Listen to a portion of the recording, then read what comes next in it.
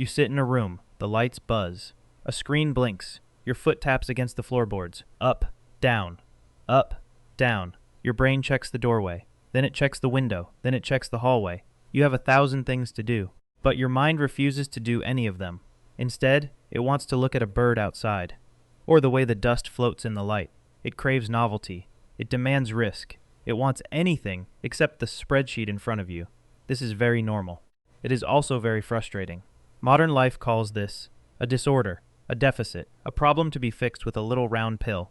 But let us try something. Delete the desk. Turn off the buzzing lights. Take away the walls, the concrete, and the modern paperwork. Go back, way back, 30,000 years. The room is gone. Now, you are standing in a vast windswept savanna, or a freezing tundra during the teeth of the Ice Age. It is pitch black. The only thing between you and the dark is a small fire. It crackles low. The wind is screaming through the rocks. Somewhere out there, in the high grass, a cave lion is looking for dinner. Everyone else in your tribe is asleep. They are tired from the hunt. They have normal, focused minds. They can lock their attention onto a single task for hours. Right now, that focus means they are dead to the world. But your brain is still awake. Your foot is still tapping. Your eyes are still darting. Left, right, up, down. You notice a tiny twitch in a bush 50 yards away. You hear a faint, dry snap of wood over the howling wind. You don't know what it is. But your nervous system reacts instantly. You pull the others awake. You point into the blackness. The tribe moves. The predator loses its advantage. Everyone survives until morning. In the office, your wandering eyes get you a bad performance review. Out here, on the edge of extinction, those exact same eyes are a security system. You are not a patient. You are the reason your family didn't become a midnight snack. Nature is practical like that. For a long time, we have been told a very specific story about human history. It is a story about muscle. We are told the Stone Age was an unforgiving machine. Survival of the fittest. If you were weak, you died. If you were slow, you were left behind. If you couldn't blend into the group, the tribe threw you to the wolves. According to this view, early humans were brutal, uniform, and practical. They only valued people who could pull a spear or carry a heavy load. The misfits had no place. The eccentric didn't make the cut. It sounds logical. The math looks clean. But the math is completely wrong. When scientists look at human genetics, they find something strange. The mutations that cause our minds to think differently are not new. They are not a byproduct of modern food or smartphones. They have been with us from the very start. They occur at a steady, predictable pace across thousands of generations. They are an ancient, permanent fixture of the human blueprint, which brings us to a strange paradox. If prehistoric survival was so brutal, why did nature keep these traits around? Why didn't natural selection wipe out the easily distracted? Why did it preserve the hyper-focused minds that struggle to talk to other people? A small band of nomadic hunters cannot afford dead weight. They are always one bad season away from starvation. If someone doesn't fit the mold, keeping them alive is expensive. Yet, our ancestors didn't just tolerate their misfits. They didn't hide them away, and they certainly didn't let them starve. Instead, they did something that defies everything we think we know about the ancient world. They kept them close. They fed them. And in some cases, they treated them with a level of honor that borders on the incredible. So, what did ancient humans actually do with their geniuses?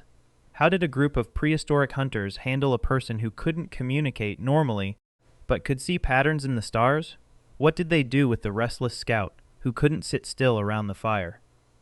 The answer changes everything we think we know about ourselves. Because human success was never about finding one perfect type of brain. It was about a secret agreement, a pact made in the dark long before the first city was ever built. A line of hunters moves through the high grass.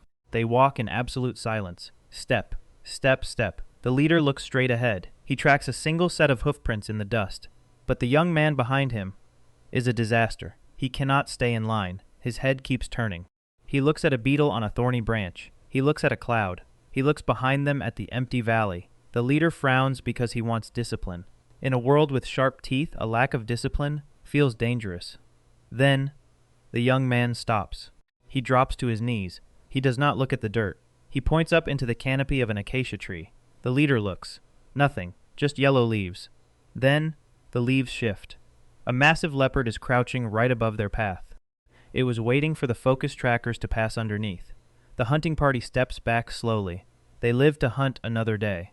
The restless youth did not find the meat, but he saved the group from becoming it. This is not a story about magic. It is a story about a specific chemical engine inside the human brain. Modern science calls it dopamine. Think of dopamine as the fuel for your attention span. It helps you sit perfectly still, finish your paperwork, and stare at a glowing screen for hours. Some brains have highly sensitive receptors for this chemical. They get a steady, comforting drip from small, repetitive tasks. But about 20% of the human population carries a variation, a specific gene variant called DRD47R. This variation dials down the brain's sensitivity to dopamine. It makes the system crave massive external inputs just to feel normal. If you put this brain into a modern classroom, it struggles. The room is too quiet. The work is too predictable.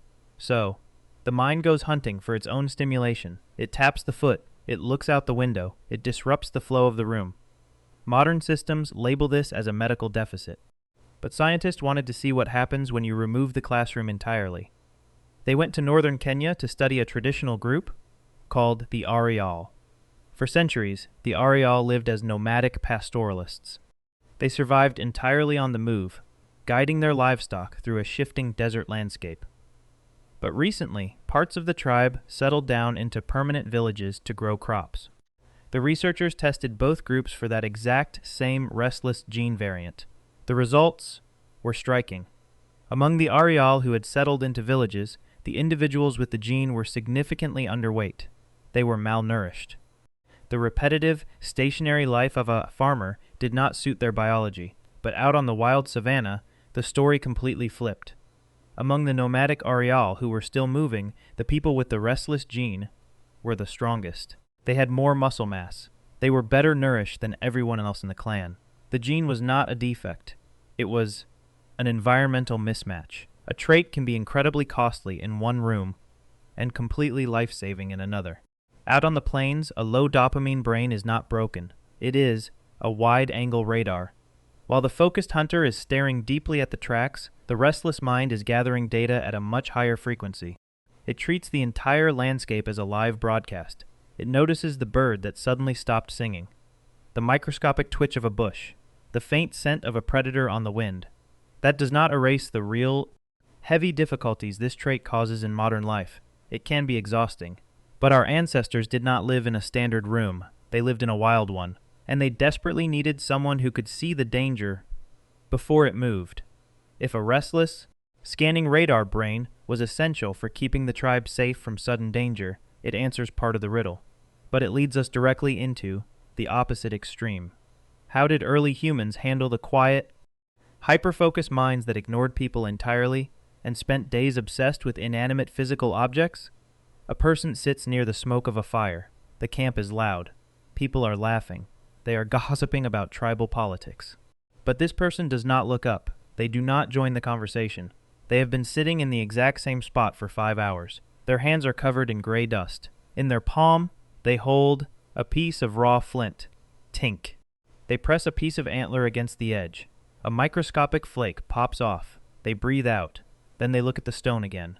Modern psychology has a name for this kind of intense focus. It is called hyper-systemizing. It is a common feature in autistic minds. It means the brain often struggles to read faces. It misses social cues. It finds tribal politics confusing and exhausting. But it sees something else. It looks at a chaotic forest and sees deep patterns. It looks at a raw rock and understands the physics of a fracture. To a normal person, a stone is just a stone. To this mind, it is a highly organized library of angles and shapes, and 20,000 years ago, that obsession left a physical mark. In France, archaeologists dug up a collection of ancient tools. They call it the Volgu cache. Inside were 15 leaf-shaped stone points. They are massive, over a foot long, but they are less than 10 millimeters thick. If you hold one up to the afternoon sun, light shines straight through the stone. It glows red. It is as thin as a wafer. But here is the catch. It is entirely useless. If you actually tried to tie this point to a wooden shaft, it would snap. If you hit an animal with it, it would shatter into dust. The microscopic analysis shows zero signs of wear and tear. It was never used to draw blood. It was a masterpiece created for pure, jaw-dropping perfection.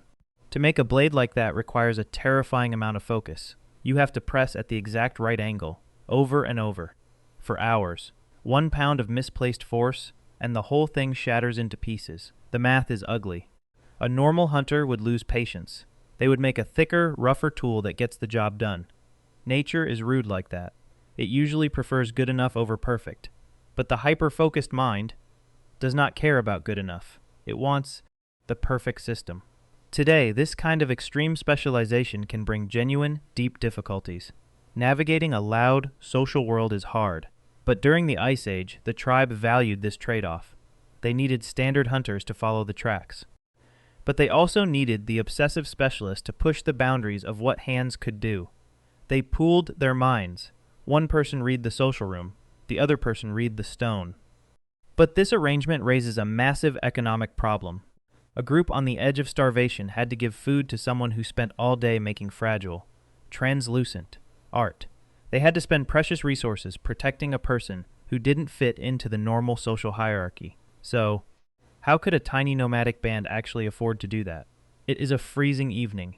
The wind howls through a dark rock shelter. A small band of humans crowds around a shared fire. An elder sits near the woodpile. He has no teeth left. Beside him is a young hunter who cannot hear out of one ear. Near the back sits the quiet stone craftsman. A large piece of venison is roasting over the coals. The prime hunters did the physical work today. But they do not take the best pieces for themselves. Instead, an old woman cuts the meat into equal shares. Everyone eats. Even the ones who did not join the hunt. This feels normal to us. But in the grand story of nature, it is deeply weird. Chimpanzees do not do this. If a chimp gets meat, he fights to keep it. The strongest male eats first, and everyone else begs for scraps. For millions of years, those brute rules applied to our ancestors too. Then, about 100,000 years ago, something shifted. Scientists call it the transition to collaborative morality. It is a heavy phrase for a simple idea. Our ancestors made an unwritten bargain. They decided that individual dominance was a bad strategy. They pooled their food, their children, and their protection. This created a social buffer. It insulated vulnerable individuals from the harsh laws of raw natural selection. If you had a bad day, you were still fed. If you were born different, you were still protected. Civilization is sometimes just better lighting and more paperwork. But this ancient pact was something grander. It allowed humans to stop acting like selfish primates and start acting like a cooperative body. And it solved the economic problem of the genius. See, a modern myth tells us that ancient life was a non-stop, miserable struggle for survival. We think they worked 20 hours a day just to avoid starving. But anthropologists found that traditional hunter-gatherers actually had plenty of leisure time. They could meet all their basic needs in about 15 hours of work a week. The rest of the time was for sleeping, playing, and telling stories. The group had an economic surplus. They could easily afford to feed a hyper-focused toolmaker who didn't hunt. They could protect a restless scout. Because they knew the collective mind was their real superpower, they didn't survive despite their differences. They survived because of them. But this raises another question about human nature. If prehistoric tribes went out of their way to support their specialized misfits, how did they treat them? Did these ancient groups lift their geniuses up and treat them like royalty? Imagine you are a hunter. You have spent 3 days tracking a large antelope across the desert. Your legs ache. Your throat is raw. You finally get a clear shot. You bring the massive, fat carcass back to camp. You walk with your chest puffed out. You expect a hero's welcome. You expect the tribe to line up and applaud your superior skill. Instead, an old grandmother walks over. She pokes the carcass with a stick. She sighs, loud enough for everyone to hear. "What is this?" she asks, rolling her eyes. "This is a bag of bones. It is scrawny. It is worthless. We will all go hungry tonight." The camp bursts into laughter. You stand there. Your face turns red. You shrug and laugh along with them. "I know," you say. "I am a pathetic hunter." This is a real practice. Anthropologists call it insulting the meat. It is a standard social ritual among groups like the Juhoansi and the Kalahari. It looks like bullying from the outside. It sounds cruel. But it is actually a highly sophisticated safety mechanism. Human groups are fragile. If a successful hunter starts to believe he is special, he becomes a danger. He might demand more food. He might demand more status. He might start thinking he is the leader. If that arrogance takes hold, the cooperative pact breaks. So, the group uses mockery to keep the hunter's heart cool. They use humor to deflate the ego before it turns into tyranny. It keeps the geniuses humble. It keeps the group democratic. It protects the collective survival of the tribe. The message is simple. Your skill is valuable, but you are not better than us. In the modern world, we do the exact opposite. We find a genius, we put them on a pedestal, and we give them total power.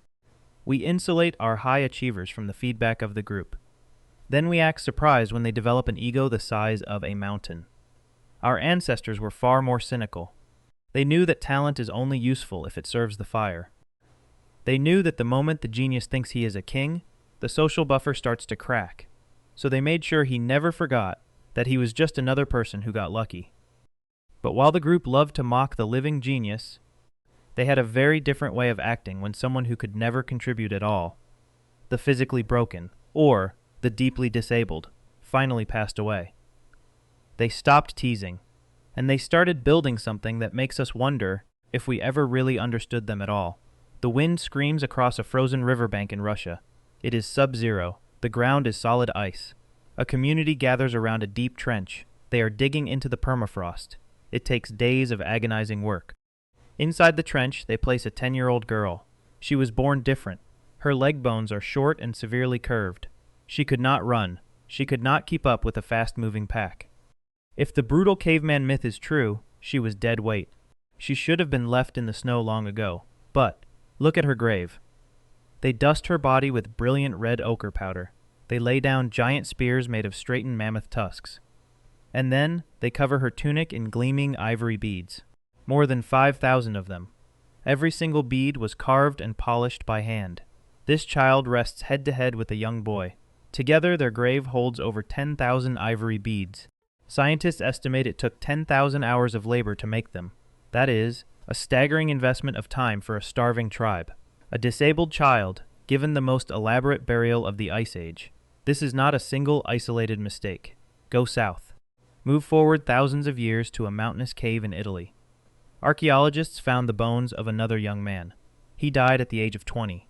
He had an extremely rare genetic condition, severe dwarfism. His limbs were tiny and shortened. He could not join the high-speed chases across the rocky cliffs. He could not wrestle a wounded deer or run down prey. Yet, his skeleton shows he lived into adulthood.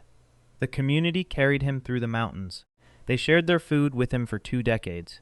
When he died, they didn't just throw his body into the brush. They buried him tenderly in the arms of a woman, and directly above his head, they engraved a majestic bull into the limestone wall.